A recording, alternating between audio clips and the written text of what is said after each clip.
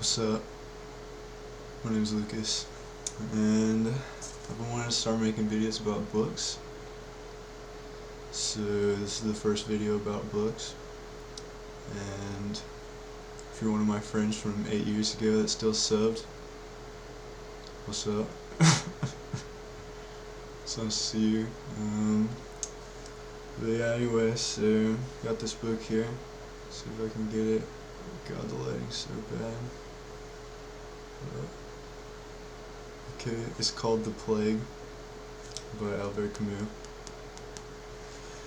And it's about a plague, shockingly, but basically there's this town called Oran in Algeria, which is where Albert Camus is from, and there are all these rats, and so rats start taking over the city, and people start noticing the rats, and it turns into this big plague. I know. And then it follows the story of this doctor named Ryu.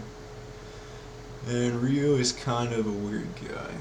I mean, he's like a good guy in the way that he takes his doctoring job very seriously, and he really cares about his patients.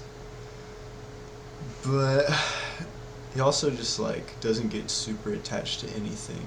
I mean, that's kind of like Albert Camus' whole thing is like absurdism. You know, it's just like everything's so absurd, it's like why even be attached to anything? And I think The Plague is a pretty good example of his whole philosophy, because a plague is absurd. Simply put, I mean, most of us live through a plague, so you probably know, but it's just this uncontrollable circumstance that you find yourself in. And I think Camus uses that as like a metaphor for life, because, you know, at risk of sounding pretentious, life kind of is just a random circumstance you find yourself in. I mean, people will try to give it meaning. I mean, sometimes I try to give it meaning. I'm sure Camus wanted to give it meaning too, but regardless, so there's this plague, and then all the rats die out, and then at the beginning of the plague, people don't really take it seriously. They kind of see it as like this joke, this thing that'll go away quickly, but then it starts to set in more and more that this is real, that there's really something happening, and you know, then the panic sets in, and everyone's like, oh my god, everyone's going crazy. And then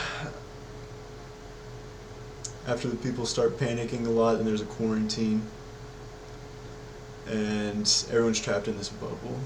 And Camus talks about how the people who are the most affected are lovers at first. That these lovers who are separated from their, you know, their other, they get the most affected because they don't know if they'll ever see them again. And then people start dying a lot. You know, it's a plague, and people start getting obsessed with these death numbers. They just can't stop looking at them, can't stop thinking about them, and every day everyone wakes up and is looking at these death numbers, and you know, everyone's just wondering when it'll end, and there's all this panic. And then this panic turns into just kind of looming dread, just something where, you know, every day you wake up and maybe at the beginning of the plague it's something where you think, oh, it'll be over soon, you know, you still have hope. Back to the lovers, like, you know, the lovers would have hope that they'll see their love again, but then it gets to a point where it's too exhausting to hope anymore,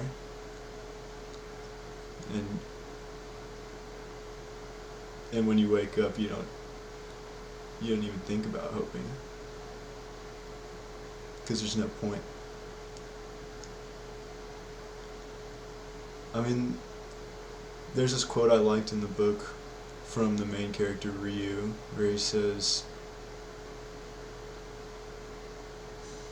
"Pity gets old when you realize it's useless." I don't know, I just like that. I mean, he pities his patients at first, but then it gets old, right? But, yeah, so everyone starts losing all their hope, and people try escaping the quarantine, they try running away, and they turn to alcohol, and they turn to,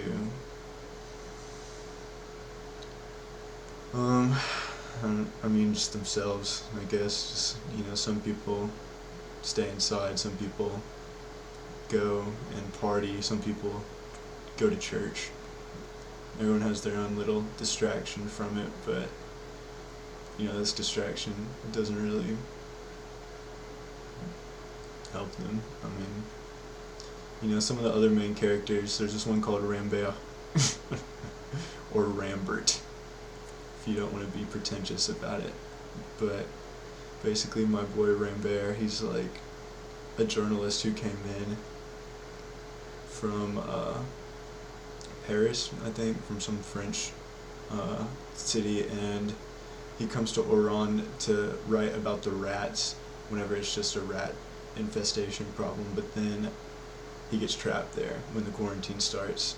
Him and a bunch of other people do, and his whole thing is that he's trying to escape and get back to his true love in Paris, because he didn't really appreciate her whenever he was with her, but now that he's trapped and he can't have her, he's like, God, I want her so bad. And so he's kind of an interesting little cookie, in my opinion, because it gets to the point where he throws his head at this wall of trying to escape so many times, and he never lets up, until he does, because he's one of the few people who continues hoping for a long time, and then he gets really close to this goal. He gets so tantalizingly close, and he's right there. After so many tries, he's one night away from escaping, and he chooses not to.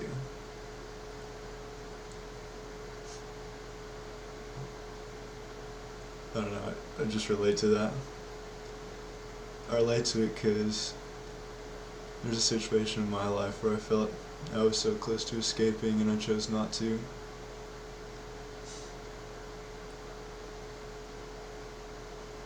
Sometimes it just feels right, I guess.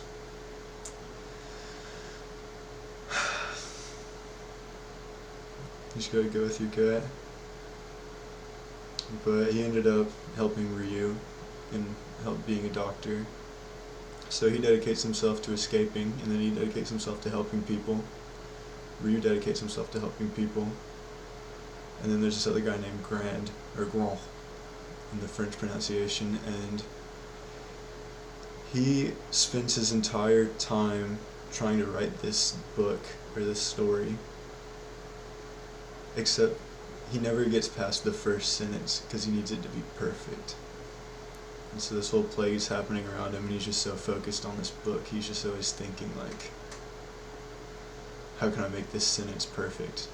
There's something about, like, a horse running. He's like, should I use horse or stallion? Should I use running or trotting or, So I was thinking about every single option, and then eventually, spoiler alert, this whole video is kind of spoiler alert, but eventually Grand is on his deathbed from the plague, and he tells Ryu to throw the transcript of all of his work into the fireplace. And then he's so adamant about it that Ryu actually does it, and it's like he just threw it all away. I guess him and Rambert are pretty similar in that regard, because they both had this big goal that they worked towards, and then at this at this moment, this big moment, they realize that wasn't really what mattered to them.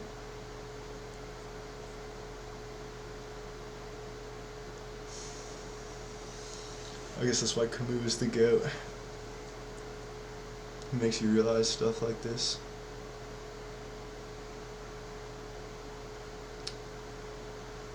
But anyway, eventually the plague ends and Ryu's wife dies and his mom dies, and he's honestly so burnt out from the plague that he doesn't even really, it's not that he doesn't care actually, but it just doesn't faze him as it should. I mean, he doesn't cry about it, and he still goes out into the streets and celebrates with all the people who are celebrating, and his best friend dies. And then the book ends with Camus saying that the plague always comes back. You know, like the book ends on everyone celebrating the plague is gone, but Ryu, who's the narrator, he says he knows it'll come back, because it always comes back. It's kind of a hard line, in my opinion. But yeah, so in terms of interpretations, I mean, there's kind of one big interpretation that people talk about, which is the Nazi invasion of France, because Camus was in France during World War II. He was, big resistance writer. He was big against the Nazis, and then he also, I mean, this book was written 3 years after World War II ended, and I mean, I think it's a pretty good analogy, like, the quarantine is like the Nazis keeping the French people all in this circle, and they never know if they'll see their families again, and there's these atrocities happening just near them. Like in the book, he talks about like these like medical centers where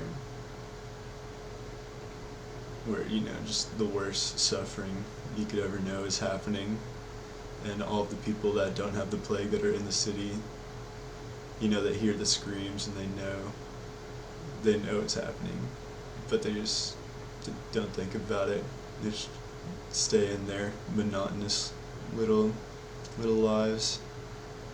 They're hopeless, monotonous little lives. But yeah, I mean, it's kind of a depressing book, I guess. I mean, people like to call Camus depressing. I don't think he's that depressing. Especially in a book like The Myth of Sisyphus, where, the whole thing is about embracing life, embracing, the suffering and the plague, and just letting it happen. But other than the Nazi interpretation, I think, all of Camus' work is about absurdism, and I think the absurdist take on it is that the plague is life, that the plague is just, these unforeseen circumstances that break your worldview, and they destroy your attachments and shove you down in a hole, and you're just left there hopeless and crumbling, and then one day they're gone, and you're so happy that you could forget it ever happened, and eventually you do, and then the plague comes back, as it goes. But I don't know. On Goodreads, I gave the book 4 stars. I think it's pretty important in Camus' discography, if that's a word that can be used for authors. It's his second most popular book. There's a lot of analogies with COVID. It's very similar to COVID, honestly, reading through it. So, yeah, this is it. Plague. Read the Plague's good book. Alright, I'll fuck with you. Alright, bye now. Bye. Okay, so bye now. Yeah, so bye now.